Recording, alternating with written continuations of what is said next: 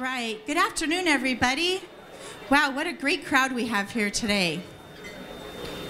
I'm Lori Matson. I am President and CEO of the Tri-City Regional Chamber, and it's my pleasure to welcome you to our State of the Ports Luncheon, sponsored by Chaplaincy Healthcare. Our region's 3 port districts all play a key role in our economic vitality in the Tri-Cities by creating jobs, providing investment opportunities, and improving the quality of life. Collectively, they are important catalysts for growth, and each district's work will impact our region for decades to come. Individually, they are all working on very exciting projects, which you'll hear more about today. The Port of Benton is partnering with the National Park Service and DOE to open the Manhattan Project National Historic Park Interim Visitor Center. That is a mouthful. A catalyst for tourism in our region. The Port of Kennewick is doing a tremendous job with the redevelopment and revitalization of Columbia Drive and Columbia Gardens Wine and Artisan Village. And the Port of Pasco recently completed a $41.9 million airport expansion and renovation. And while we're talking about the Port of Pasco, they were just recognized by the Washington State Public Ports Association as the 2017 Port of the Year for their work with the airport project. So I don't have to ask you to give them a round of applause. So we've got a bunch of Port of Pasco people over here and Randy here at the head table, so congratulations. We're very excited to hear about those projects as well as future plans from each port executive in a conversational forum today. We're doing something new, which is moderated by Mike Gonzalez of CAP KVUE TV. Now it's my pleasure to introduce our chair of our board of directors, Tony Umek, who's going to lead us through the rest of the program. Tony. Thank you. You may want to hold your applause until I'm done. You may decide you don't want to applaud when I'm completed, so I appreciate that. But anyway, again, let me add my thanks for Lori, the staff for all they've done, and for all of you for being here. This is a great turnout. Looking forward to a very, very informative discussion of the panel. We're going to give you some opportunities to ask some questions. We talked about new members, and the members have been here for a long time. Thanks to our membership, we are now the 5th largest chamber in the state, but more importantly, we lead the way with innovative programs. You heard about economic gardening. It's an opportunity for companies that are moving forward to grow quickly. We are having that program each year. Because of our efforts, the state has copied that program now, and it's part of the state of Washington's program. We have other innovative programs like that, and we look forward to your membership giving us ideas so we can continue to do that and go forward. So now it's my pleasure to introduce today's moderator, Mike Gonzalez. Mike is currently the evening news anchor and news director at KAPP, CAP and KVUE TV, ABC. He also hosts the Northwest Food, Brew, and Wine Show that airs on that program through ABC. He's originally from Miami, Florida, and I just talked to him about that. He's actually enjoying it here, but it's clearly a different climate, but he seems to be doing quite well, and he looks quite healthy, so he must be doing well. I appreciate it. He's covered news all over the United States. He's an award-winning journalist. He's been in the Tri-Cities since 2012. Please help me give him a warm Tri-Cities welcome. Mike?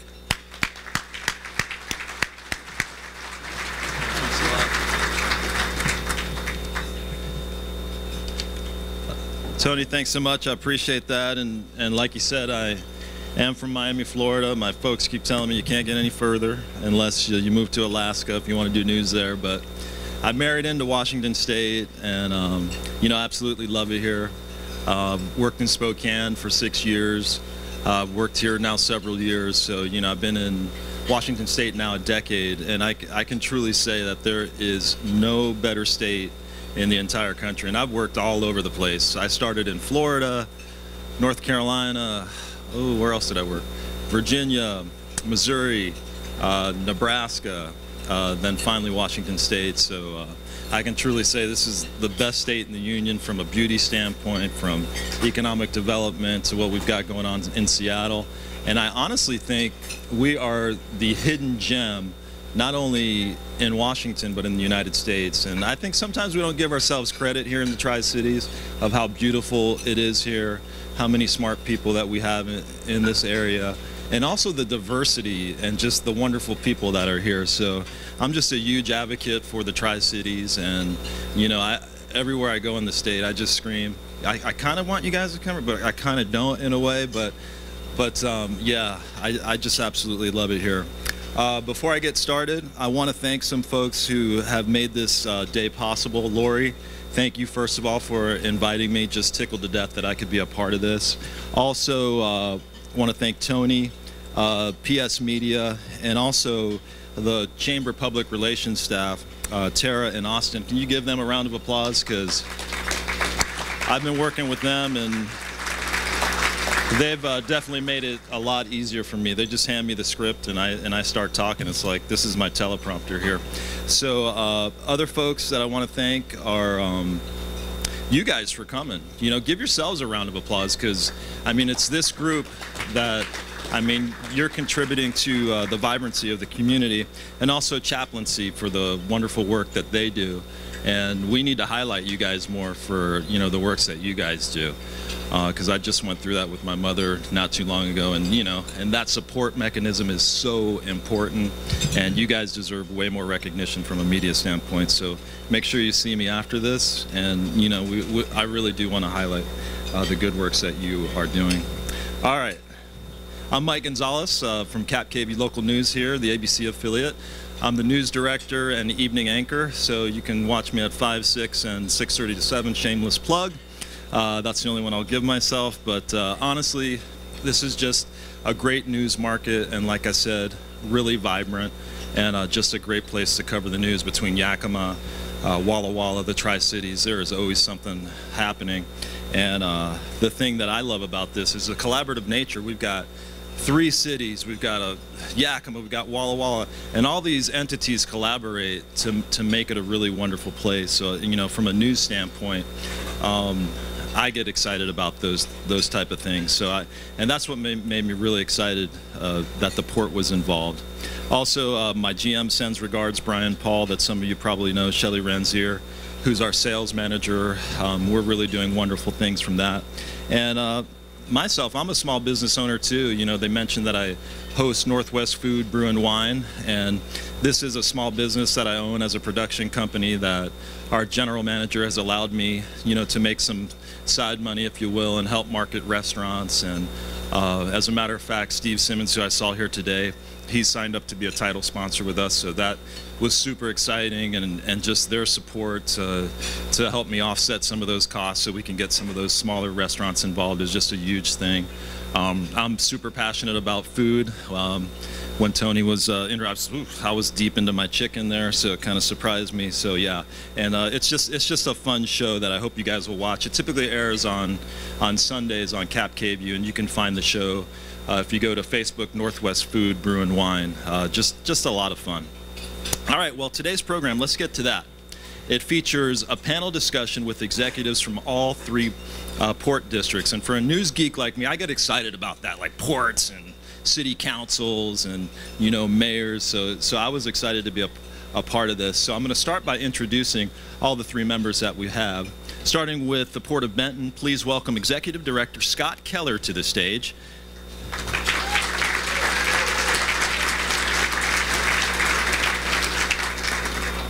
Scott has been with the Port of Benton since 1989. He started with the ports as the Assistant Executive Director. Airport Director, was promoted to Executive Director in 2002. Scott holds a Bachelor of Science degree in Economics from Rocky Mountain College in Billings, Montana. He also holds a Professional Port Manager certification through the American Association of Port Authorities.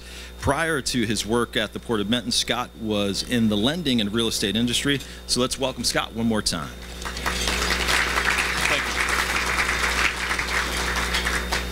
Next up, representing the Port of Kennewick, let's welcome to the stage Chief Executive Officer Tim Arntzen.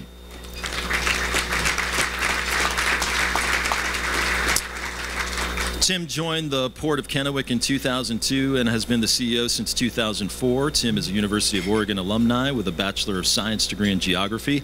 Tim moved to the Tri-Cities in 1996 from Oregon, and prior to his tenure at the port, he owned and operated Columbia River Journeys Tour Boat Company for 11 years. One more time, let's give him applause. And finally, representing the Port of Pasco, let's welcome Executive Director Randy Hayden to the stage.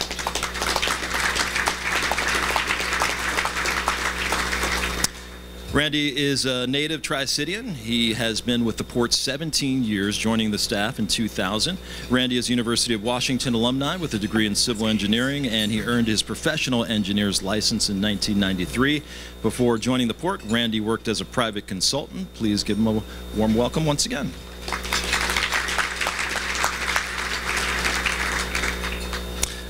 And once again, gentlemen, thanks so much for being here.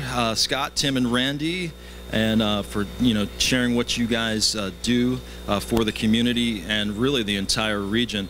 We've prepared a short video to give everyone a little bit more perspective on their job, so let's roll it. What is a port? Why do we have them? Why 3 port districts?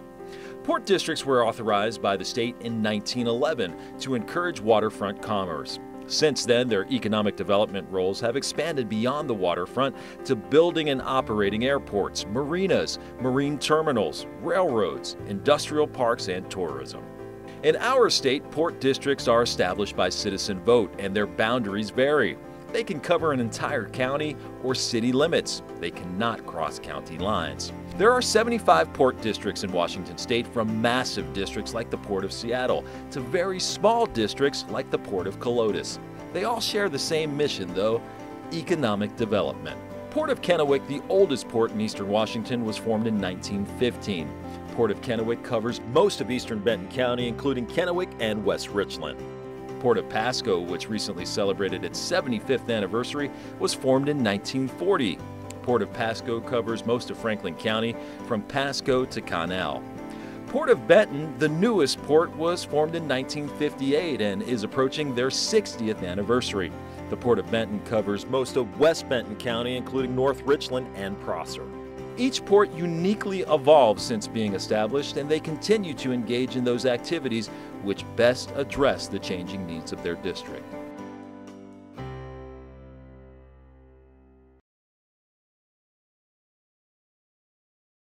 Hi, I'm Randy Hayden, the Executive Director at the Port of Pasco, and I wanted to take a couple minutes to show you some of the great things that the port is doing. 2433 is going to make 3,000. 3,000, 2433. All of you are familiar with the largest piece of our operation, running your Tri-Cities Airport. I hope you've had the opportunity to fly out of the Tri-Cities Airport since we completed the $43 million expansion and remodel.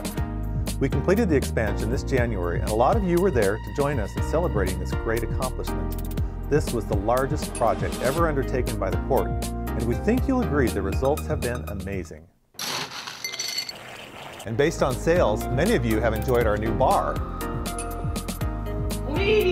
And many of our small passengers have enjoyed our airport director's favorite spot, the children's play area. Oh, Buck, again? Thank you, BNSF. Thank you, GISA. The port is also excited about progress at our beautiful waterfront business park, Osprey Point. Our first office building is completely full.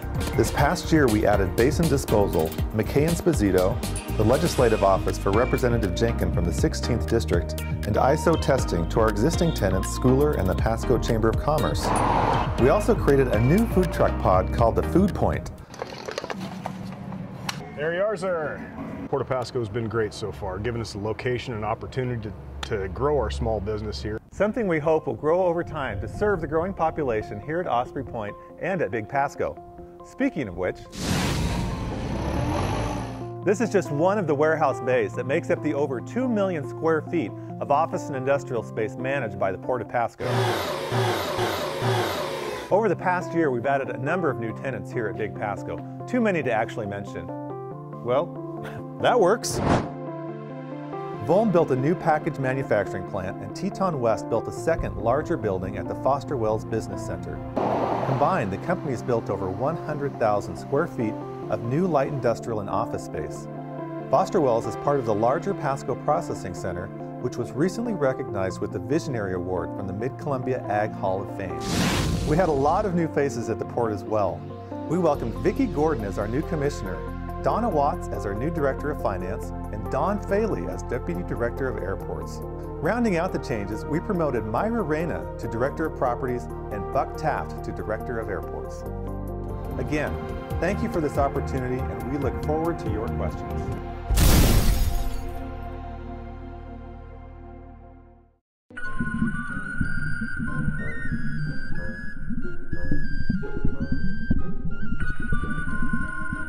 Hi, my name's Scott Keller. I'm the Executive Director of the Port of Benton. Welcome. We'll be giving you a tour of a few of the Port's many projects from inside the Triton Submarine Sail Conning Tower. Many people ask me, what is a port? We're many things, and for a sneak preview of just a few projects we are currently working on, come with us as we take a tour of some of our many partnerships and projects here at the Port of Benton. And now we're off to the Technology and Enterprise Center.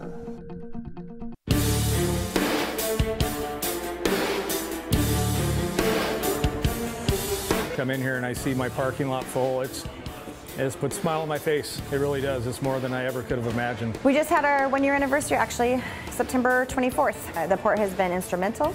Excited for the years to come and thankful for everyone that's helped us along the way. And now we're off to Benton City. The Port of Benton redevelopment efforts have really heated up in Benton City, where Labrie Glass Studio has put down roots. Port of Benton has been nothing but gracious and kind. They've just been really good and really helped in getting this off the ground. A Subway restaurant expansion is currently underway. It will open in spring of 2018. On to Prosser. Vintners Village had a groundbreaking for a $2.5 million development building, and it will complement Vintner Village tenants who serve the wine and food industries. Right behind us. The Prosser Airport held its 28th annual Prosser Great Balloon Rally. 20 balloons were launched and had the largest crowd to date. And then south of Prosser, Crow Butte Park. We held our 10th anniversary at Crow Butte Park this summer. Armin Minthorn from the Confederated Tribes of the Umatilla Indian Reservation offered a dedication and prayer. Since then, we've strengthened our friendship and our working relationship. And now today, 10 years later, Port of Benton is still here. This place looks great. It really does. And last but not least, the Richland Airport. The port has invested approximately $2.7 million in Richland Airport projects. We also are redesigning a new entryway for 2018. Fly on the airplane for the first time. Awesome. My sister got to fly. The 11th annual aviation celebration was held this year where 200 kids flew for free.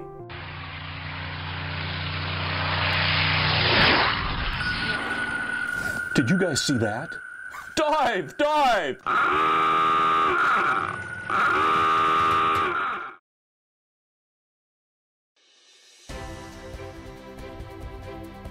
Facilitating trade, economic development, and promoting tourism is the mission of the Port of Kennewick. In Richland, our Spalding Business Park continues to attract new businesses, jobs, and services. To date, more than $45 million in private investment is on the tax rolls as a result of our tipping this neighborhood in a new direction. In West Richland, we completed a 93-acre master plan and removed deed restrictions on the former racetrack site to meet the future needs of Washington's growing wine industry.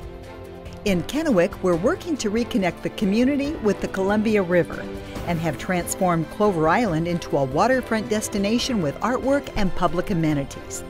We removed a tired building and created a scenic viewpoint, and we extended the shoreline trail and installed an artwork honoring the Confederated Tribes of the Umatilla. Now, 2 parcels are ready, giving the private sector options for commercial and residential living overlooking the Columbia. Adjacent to Clover Island, the port has partnered with the City of Kennewick to develop the Columbia Gardens Urban Wine and Artisan Village. The first 3 buildings were finished in October, the wineries are opening soon, and more artwork is planned. Benton County is now funding Phase 2, which includes parking, roads, and a food truck area, waterfront plaza, and space for tasting rooms, restaurants, breweries, galleries, and more. Columbia Basin College announced plans to build a culinary school. And the redevelopment partners were honored with the 2017 Governor's Smart Communities Award. The port is working to transform the former Vista Field Airport into a regional destination. And we are following a community-driven master plan. The vision is to create a walkable, bikeable, transit-oriented town center with urban lifestyle amenities.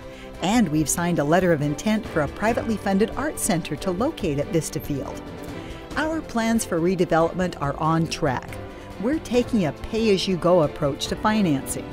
And Phase 1, which includes a water feature, will open up roughly 20 acres for development. The Vista Field project will add millions of dollars to the community's tax base while meeting a demand for new housing and commercial needs. The Port of Kennewick, we're working for you.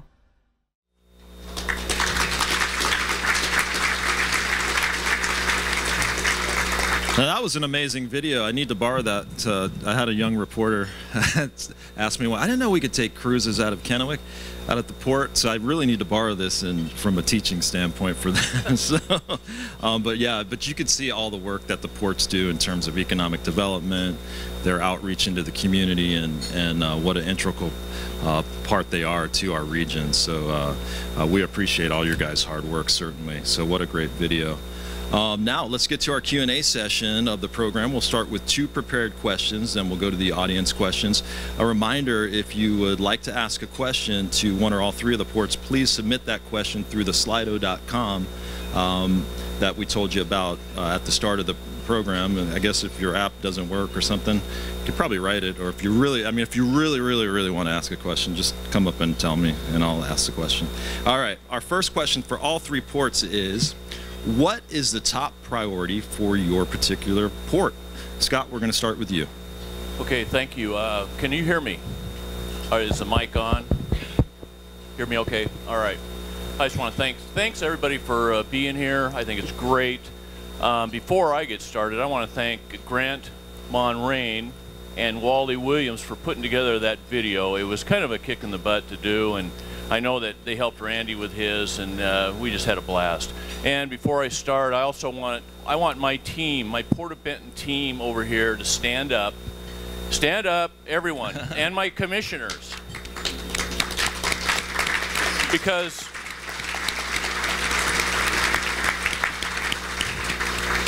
I'm the one that's lucky enough to get up here and be able to do this, but without them, without my team, nothing could be done. And we have grown so much in the last 15 years that it's unbelievable.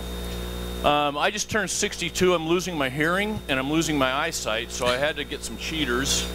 And I've even got a cheater deal here. But I just want to talk a little bit about what the assets that we do have. We've got over 2,700 acres. About half of that acreage is developed, half is empty, and we're planning for future development on that. We have 50 to 60 buildings. We've lost track.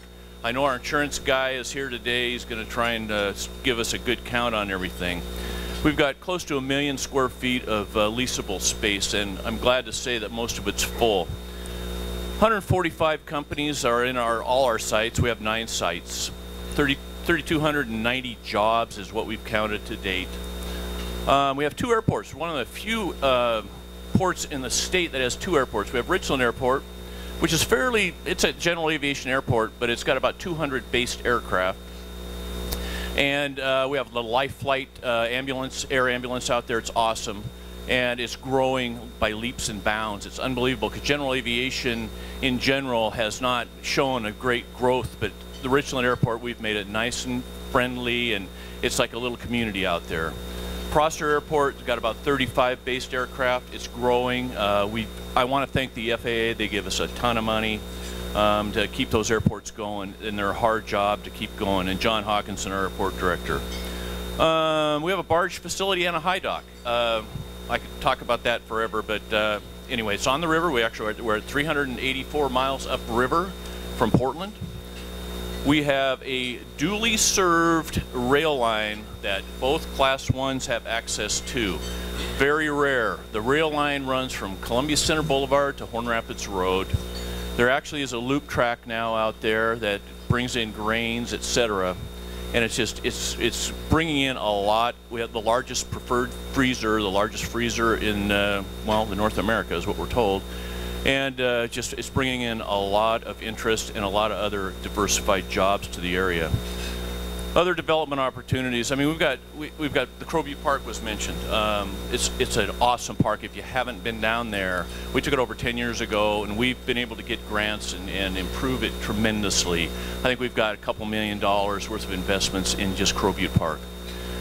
Our vision and our mission, of course, is economic development. You all know that. Our vision for the future is just a great return on investment for our taxpayers. That's our vision and our mission. We did acquire about 760 acres from the Department of Energy recently, and that is kind of our 20-year vision. That's beyond Horn Rapids Road. It's a lot of acreage. We want to keep it kind of suited for mega site for a large company. We help tons of little companies, and if you don't have inventory of a large acreage area for large companies that might want to come in here, you're kind of stuck. So anyway, and I want to thank my team again. I want to thank you guys for allowing us to be up here and talking, and we really appreciate it. All right, thanks a lot. Tim, you're next. Yeah. So I think the question, I don't know if my mic is working very well. Yeah, can you guys hear him? Oh, we do have a backup if you can. Okay, how about now? Yep. Sounds okay. a bit better. I believe the question related to the vision of where What's your top priority? Yeah. Well, we all have a lot of really interesting projects, and we're going to get into that a little bit later. One of the things that I think is very important, not only to Port of Kennewick, but to all of us, is transparency. We work for you folks. You most likely live in one of the 3 districts, and before you can really talk about which project it is you're going to dive into, I think we need to talk about good governance, transparency. One of the things that I know our team really strives for is to be transparent, to interact with the public, to ask you what you think is important before we go pursue a project. So having said that, I'd like you to kind of remember that as I get a little bit further in answering some of the questions that we're probably going to get, because sometimes we forget and we just go right into showing you something we're building, but you can't build anything if we don't have the trust of the public that actually pays the freight. You guys pay taxes into one of these 3 districts most likely, and we have to have transparency where we are being held accountable to you folks. And that's been really important to our port, and that's something that we're going to continue, because it is the underpinnings of everything else we do. And I really didn't evade talking about some of the cool projects that we've got, because I think that there's maybe another question in the stack for us. But before I conclude on this one, I do want to mention my team. I think they've got the first tables here. We've got port commissioners that set the tone. They set the policy. They're the ones that you go talk to directly if you have a great idea. They set the tone. It is then communicated to me as the manager, and then it goes through my able-bodied staff. And we can build all of these cool things that you see in the video. So I really appreciate the team that we've got here.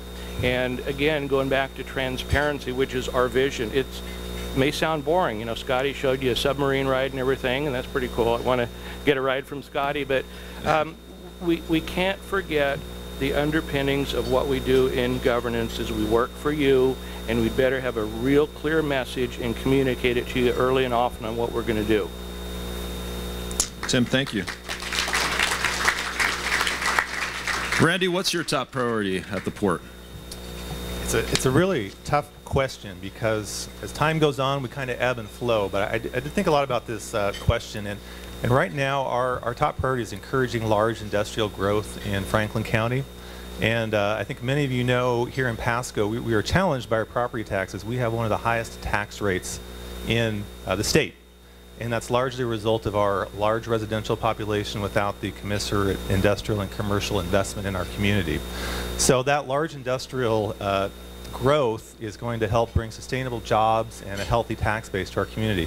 A lot of you may work at Hanford and live in Pasco. Many folks in Pasco work over in the Wallula industrial area and live in Pasco. So we've got the folks that choose to live in Pasco because it's a great place to live, but we need more of the commercial industrial growth. So as a port, we're focusing on that industrial growth so we can help balance that equation. So we're doing 2 things to make that happen. We are currently in the process of buying 100+ acres to do a new industrial park. We were very successful with our Pasco Processing Center that took about 20 years to get 5 large food processors, 2 large cold storage outfits, some logistics companies, and now some manufacturers with Bohm Industries moving in there. So we want to duplicate that success. That's brought in a lot of jobs, a lot of tax base to our community. So we want to duplicate that with some new large industrial ground. We're currently in negotiations with the State Department of Natural Resources to get some ground out in Northeast Pasco. It's a very challenging process, and we hope we will get there. The second thing we're doing to promote industrial growth is to buy a large block of water rights. And this is typically something we haven't done. We've left that to the city and to the industries to bring their own water. But water's becoming more scarce, so we foresee a future when that water that we've just relied upon may not be available for industry. So we're going to purchase some water rights so that we can bring that to our inventory of land and utilities, to what we bring to the industrial growth. So those are a couple of very specific Port of Pasco initiatives, but we've also been working with our community on a larger community economic development vision called Somos Pasco, or We Are Pasco. So we partnered with the city, the county, the PUD, our local chamber, the Hispanic chamber, the school district, CBC, and really coming up with the plan on what we want Pasco to be like in the next 20 years and what are the steps to get there. So we just this year have finished up our study on that. We're moving into the implementation stage. And if anybody wants to learn more about that, we have a website, somospasco.org, where Gary Ballou, our Economic Development Director, has really spearheaded that. You can talk to him. And also, I want to thank my staff and commissioners who are in the last two tables. You guys want to wave your hands? Yeah.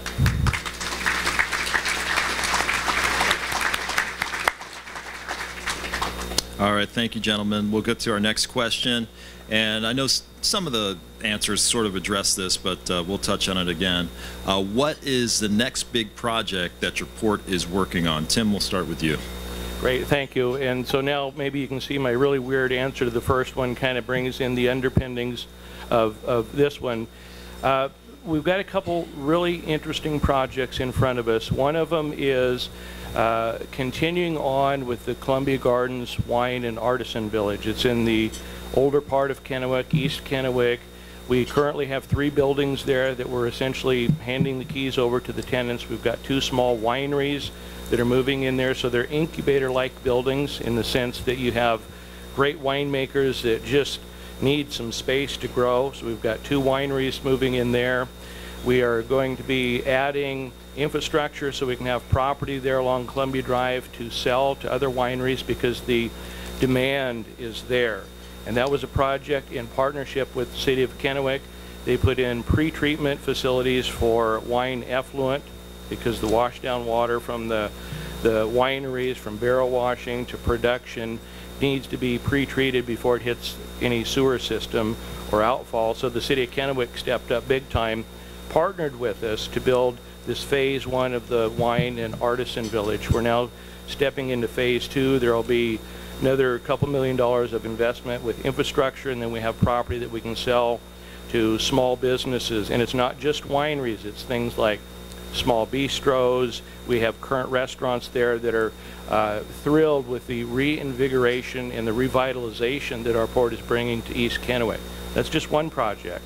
Another project is in Richland, and you're going to get a theme here that our ports have to be attentive to a number of other partners. You can't just talk about what you're doing in one community. One thing I want to talk about is we're working with the City of Richland on an exciting project in the Columbia Park Trail area out in front of our award-winning Spalding Business Park to bring in additional infrastructure and to kind of narrow up the streets, to bring some of the new urbanist feel to that part of Columbia Park Trail. That's a project on our part that's probably going to be $600,000 to $800,000 of assistance to the City of Richland. The biggest project for us, the one that I've kind of stepped around until this point, is Vista Field. Vista Field is 103 acres in the heart of our community. If you're a hunter, you look down the scope of the rifle, we call it the crosshairs. You could not pick a more central part of our communities than Vista Field. It was an old airport, very underutilized, small aviation airport. Port Commission closed the airport after public input. It is now 103 acres. We've been master planning it with community input. Remember, that goes back to my first question, transparency. We heard from the community what it is that they thought we all ought to build together. So we're building a new urbanist community, which means an area kind of like the old towns used to be, where they're walkable, where you have a reason for being there, and it's going to be filled with small shops. There's going to be live-work units where, like in the olden days, you could live above a business. It's going to have a lot of amenities for the public, and it's really hard to describe now, but it will be, if we do it right, we as a community, it will be a new focus for our community. It will bring additional regional attention to our area. And it's something that we really haven't seen in the state of Washington on the level that we want to bring it to you in Vista Field. So that's really our biggest project. You might have heard a little bit about that in other places, but that is going to be the one that really requires us as a port to keep our foot on the gas. All right, thank you very much. Randy? So large projects next year, aside from the land and water I already mentioned, we've got a bunch of stuff going on at the airport. So we finished the terminal project, that's great, but the airport's kind of like the Golden Gate Bridge. When you finish painting it, you got to go over and start all over again. So our airport staff loves to talk about the projects we've got going on out at the runway taxiways, and I always tell them nobody cares about that stuff.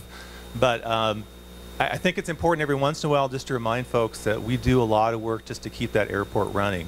So this year we've got a number of large projects planned. On the airfield side, we've got an $8 million taxiway realignment project. That's part of some FAA safety requirements, and it'll also open up some new land for aviation development, the way we realign it.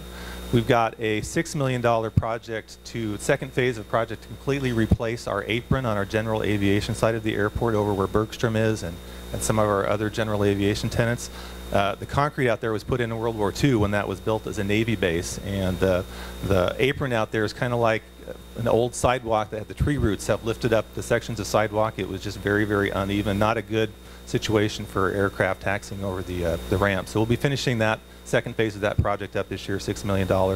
And then in the terminal, the one piece that we didn't finish yet was putting in some new high-speed baggage screening equipment inside the terminal. So that's a $5 million project that we'll be doing this year, and that will get more of your bags through the airport faster, and it will allow TSA to help get your bags through faster. So behind the scenes stuff that you just kind of take for granted, but it's a lot of work from our port staff over here, and a lot of federal dollars coming in to support all those projects. That is mostly federal grants that pay for those sorts of projects.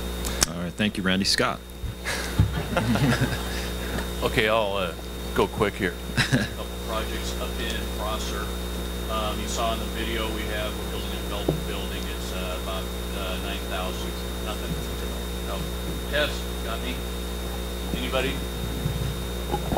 Okay, how about this? Oh, okay. Sorry about that. We'll start with Prosser. As you saw in the video, we have a $2.5 million building going on up there. We've got the building will be such as Tim was talking about, like an incubator type wine village type thing, but it's going to be 3 bays, also going to house the Prosser Economic Development Association. We are really heavily involved in the wine industry in Prosser. We got a bunch of huge stuff going on, and it has been going on since 1989. We also have another building that is under development right now. We should be out for bids in the next week or two. Chucker Cherry Company, I think you've heard of them. I think there's some stuff on your table that you should enjoy. They're expanding. They're in about 24,000 square feet of our buildings up there right now. They need another 12,000 minimum, and we're going to have about a $2 million building going in there for them, hopefully, if everything works out. Let's see. I don't want to take anybody else's time, but Richland Airport, we have some improvements going on at the entrance there. If you haven't driven in there, it's going to be really cool. Nobody knows where the airport is. And what we want to do is open it up, make it available for people to see, because there's a lot of stuff that goes on in there. It's a industrial area. There's probably, who knows, there might be 4,000 to 5,000 people that work in that area. Other than that, I think, and I know I missed something. Oh, we're working with the B reactor and the Manhattan project, and hopefully we did build them or they were actually in one of our buildings, and we'd like to work with them and partner with them on bringing in some more tourism. Tourism's part of economic development also. It's huge for this state. It's unbelievable, and if we could, this national park is going to be amazing. So if we can help them in any way grow and expand, we're into that too. All right, gentlemen, thanks so much. We're going to field some questions from the audience, and I'm going to hold you to the 2 minutes because I know a lot of folks got to get back to work. So let me get my iPhone set here. So if I offend you by telling you to stop, I apologize in advance, but I'm going to hold you to it. All right, this is an anonymous question. This is for Randy Hayden. What is the status of the public market? Great question. I was about to talk about that before my 2 minutes expired last question, so thank you for some additional time to talk about that. I hate being that guy. So public market, there's a private group that's looking at that in the Tri-Cities, and we've been talking with them. We're not formally affiliated with them, but we do think a public market somewhere in Pasco makes a lot of sense. So we have partnered with the City of Pasco. We just hired a consultant jointly to look at where would be the best location for a public market in Pasco, and then how do we get that to happen. So ink was just drying on that deal, and we've got 2 locations we're really looking at. One is at our property at the foot of the cable bridge as you come over into Pasco, our former marine terminal. It's got a cool old wharf, wood dock. It's on the waterfront, so it's got a lot of atmosphere there. And then the other side is downtown Pasco, where the farmers market is.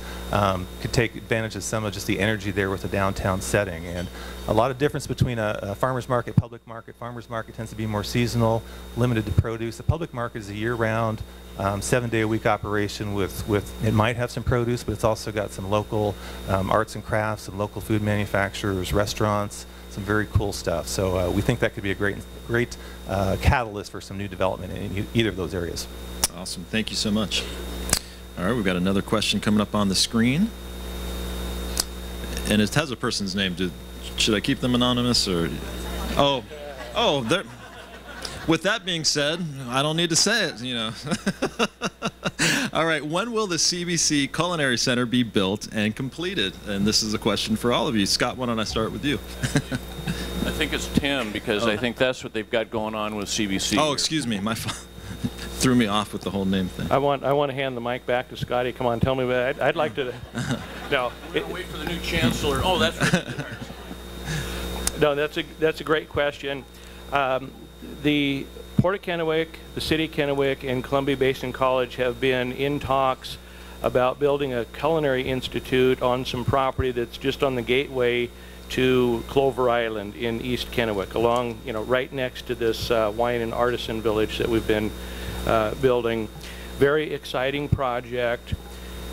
It will be a building of about 20,000 square feet where people can come in. I wanted to say young people, but it's actually a place where people from our community and other communities can come in and learn the skills to not only open your own restaurant, but to work in another restaurant currently that we have here, or in the food service industry.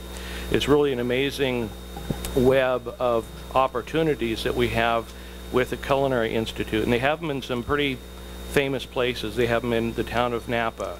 I believe they have one in Seattle, but if you look in our area, we don't have them here. They have one in Spokane that we've looked at as a model. It's very, very exciting. It will add immensely to the vibrancy of our community. It's what they call a game changer. And to have that in our community, and to have that in East Kennewick, in a part of town that the port and the city have been working to revitalize, will be huge. I think the question was, when will it be operational? We put ourselves on a 4-year timeline from about a year ago to formulate the project, to fundraise, to basically build the infrastructure. And that's a pretty fast time frame for a project that is going to cost $10 million. So we're assisting CBC in the fundraising aspect of this, but great things like that take time. So I do appreciate the question. It's going to be, again, I'm going to repeat, it's going to be a game changer for East Kennewick and our region. All right, thanks so much. All right, this is an easy one, anonymous. All right, can you give examples of how your 3 port districts are working together to make Tri-Cities a bigger, bolder, better place to live? Scott? We have what is called Tri-Ports, and it's the executive directors get together, and we were monthly. I think we're into quarterly now because it was really tough for us all to get together. We sit down, we brainstorm on ways that we aren't duplicating each other when it comes to marketing or going out to on the field or something like that. And it's just one of those things that if we get a lead, the Port of Benton, if we get a lead, we know we cannot have it. There's nothing that we have in our infrastructure or in our toolbox that we can handle. We will call Tim or his team and or Randy, and we will shift it to them, because it's just all we care about is the Tri-Cities and what's going to happen here in the Tri-Cities. And we've got enough stuff. I mean, we've got enough stuff going on all the time, and we do work together very good, and I'm really proud of that fact, because I think we all get along really well. And you guys can elaborate if you'd like, if not, if you think you answered it. I'll add one specific example. Tim has mentioned their Columbia Wine Gardens and that whole development down there in East Pasco, historic East Kennewick. Where I was going was to East Pasco. Okay. We sat down with Tim, our commissioners have sat down together and shared our master plans for those two areas because they're just across the river from each other. And so, you know, as we look at planning what we're going to do, we see what Port of Kennewick is doing, they look and see what we're doing. Again, we try not to duplicate, but we also see the potential just to create something greater. And I did call it a historic district, and I think that's something that as we continue on our plans, we will just have this great 2 downtowns, waterfront, you know, maybe water taxi. There's some just great stuff that we can do working together. So sharing our initial planning efforts together, I think, is going to turn in some really good stuff. Thanks so much. This is from Bill Shibley. What is the business case for Port of Benton and Port of Kennewick remaining 2 separate entities? Tim or Scott, whoever wants to start. Well, that is a fantastic question. I think there are advantages to each of the 3 ports currently doing what they do. As Scott talked about, we get together occasionally. We talk about what it is that collectively we can do. We also talk about, frankly, what we're doing and how we can stay out of the way of the other ports, because the other great things that these folks are doing, I want to make sure that our efforts at Port of Kennewick don't get in the way of that, and to the extent that we can be helpful, we do that, and that's an important thing of triports. So first I'm going to say there's some really good things that each of us can do individually. But the question of consolidation has come up in this community before. I've been here 21 years and I've heard it every couple of years, and it doesn't only reference ports. I think they've talked about cities and other services, but I think, you know, we've heard this question a number of times related to 2 ports consolidating. And I'll give you my personal view on it. There is a statutory mechanism to do this, and we talked about transparency. If this is going to be a community issue, we need to start with a full discussion of what it would look like, what it might be. I mean, Scotty and I, we can work great together if that's what the community wants to do. There will be some things that could be accomplished better. You know, some of the bigger projects in front of our ports might be more manageable if there were one port and it was larger and it was consolidated. But again, there's a good case to be made for the 3 small ports doing what we're doing. But again, great question, and I think we're going to continue to hear this question over the next few years, and I think it really needs to be addressed head on, and it needs to be dug into a little bit. Again, transparency. If this is what the community really thinks we ought to be looking at, I think it gets on the agenda. Scott, go ahead. And the big question or comment that we hear mostly is it's going to be less expensive. Everything will be collaborated together. I'm an economist, and we've reviewed this over and over and over again, and it does not become less expensive. We've got places like Prosser, Benton City. We've got a lot of properties in there. We spend a lot of time up there and with North Richland. And it does not become less expensive if you have like 5 port commissioners and 1 director, and you're going to have to double your staff when it comes to maintenance people. We've actually looked at this, and I just think what we're doing, and we do get along, we do collaborate on things, and I think it's the way we're handling it right now, it's just fine. All right, thank you, gentlemen. Another question. Do the ports support efforts to have Columbia River shoreline lands returned from the Corps of Engineers back to local ownership? Who'd ever like to tackle this hot button issue? It seems to always be in the news. I think we probably have different answers here. So I'll speak for the Port of Pasco, and yes, we did pass a resolution in support of that, and I think our commission was very clear that the reason they support that is they feel that local control of those shorelines, so that our people who live here and reside here can make the decisions on what happens to those properties versus the federal government, who doesn't understand, I think, some of our dynamics. We should have that control here.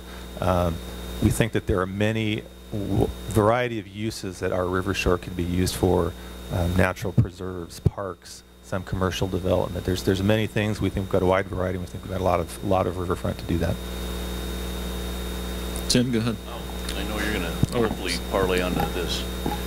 really important thing is you got to include the tribes. They are a part of this, and they need to be included when it comes down to what happens to the shorelines, because they were here.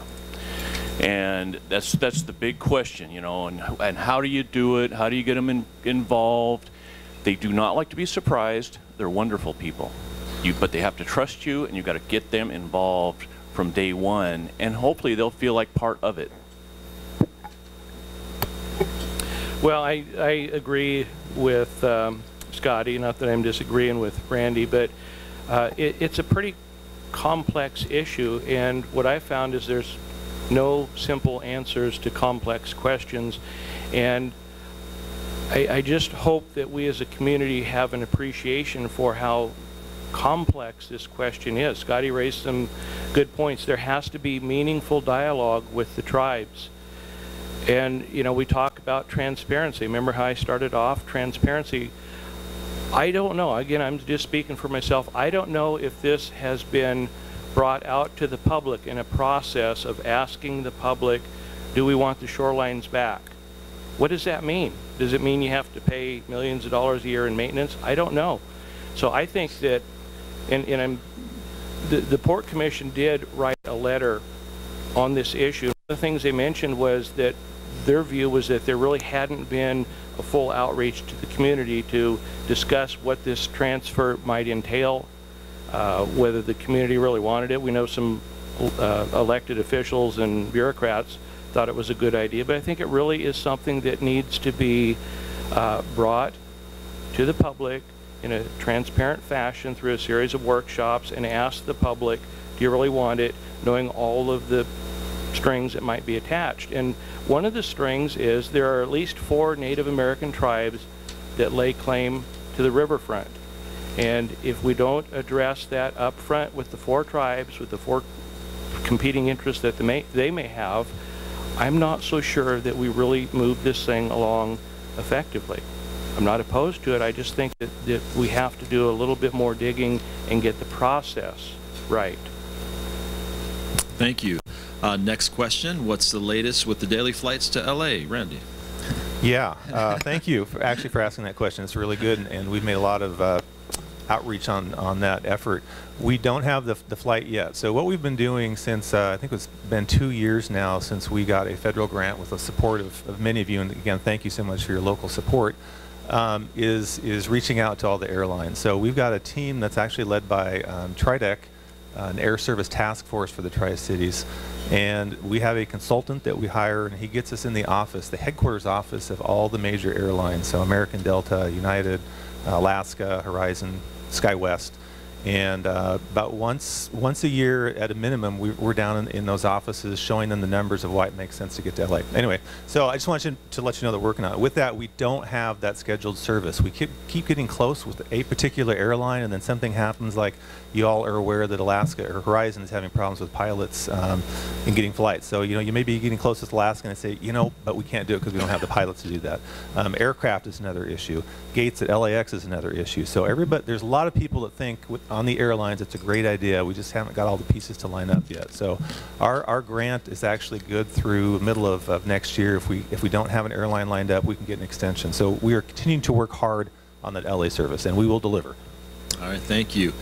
What accomplishments from 2017 are you most proud of? Tim? Well, there's several. I think working for a great group of commissioners. Obviously, I got to say that.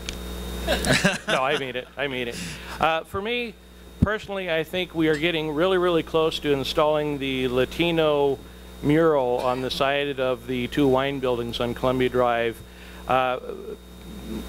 Briefly, it's a really long mural that's going on the side of the wine buildings that is being painted by an artist in Miami that the Latino committee selected.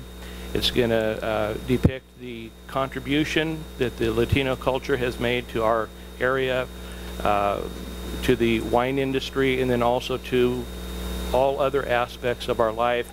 Why it is really significant to me is because a person from the community came up and said, this is a project we should pursue. And I said, when you get like 8 or 9 other folks that think it's a great idea, bring it back. They did. They formed their own committee. They even went out to the fields to talk to the workers to make sure they got the thing right. Without going on further and further, for me, that was one of the most meaningful things, certainly in 2017. I think the Port Commission feels that way as well. All right, thank you. Scott? Oh, I love my commissioners. They know I do. What I'm most proud of is we've been kind of in a big growth spurt, and we've hired a couple individuals that have helped our team work together really well, taken a lot of stress off me and a couple other people that were involved in some things. And that was one. The Richland Airport entrance and all the work that we have done out there, to develop additional room for hangar development, which has occurred, unbelievable. Like I said, general aviation all over the United States has gone down. At the Richland Airport, it's crazy. I mean, we build out 20 spaces for hangars, and I mean, we're almost leased out already. The Vintners Village, we've had a plot of land up there with about 20 tracts of land. Nothing's happened. It's all, we kind of glutted out. We thought we glutted out.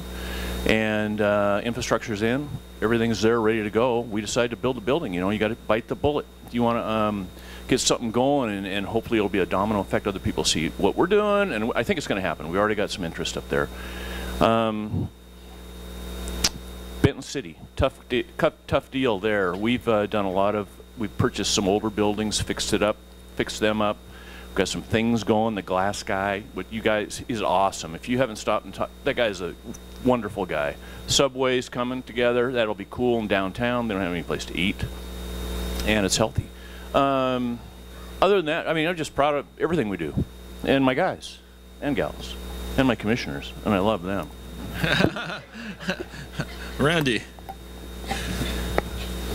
First, the airport terminal project, you mentioned it, we got the award, and that was a great, I think we all feel a great sense of accomplishment. What made that such a huge accomplishment was our Citizens Committee challenged us to build that terminal as big and as nice as we did, because when we went into it, we were just going to do a little bit here, a little bit there, and over 20 years, we would get it done. But they said, you know what, we don't want a terminal under construction for 20 years. We want it done once, done right, done big, and that challenged our financial status as a port. I mean, so Commission took a really strong position and said we're gonna go ahead and get the money for this, bond out a lot of money, and pledge your guys' fees that you pay on your airport tickets to pay for that, and took the step and did the plunge.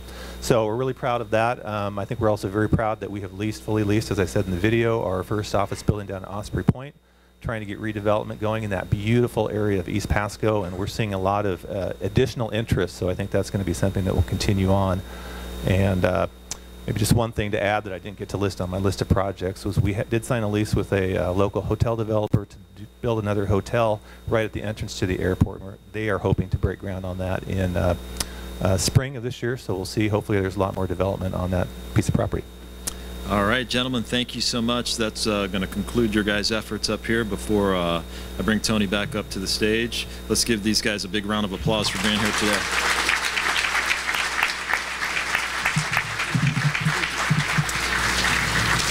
Thanks. That's always a fun part of the program. I appreciate it. I'm going to do just a couple of thank yous to sort of round out, and then I'll close out with a few statements and remind you what's going to be coming up in the future.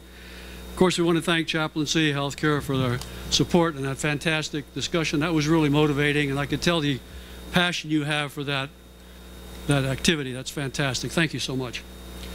The ports, of course, thank you all for participating. Really appreciate it. Those answers were, what I really appreciated was your being straightforward, and just the transparency thing is so important. I agree with you. So thank you all for doing that. Thank you again for being here. Really appreciate it. Remember, doing business with Chamber members is good business, so do as much as you can.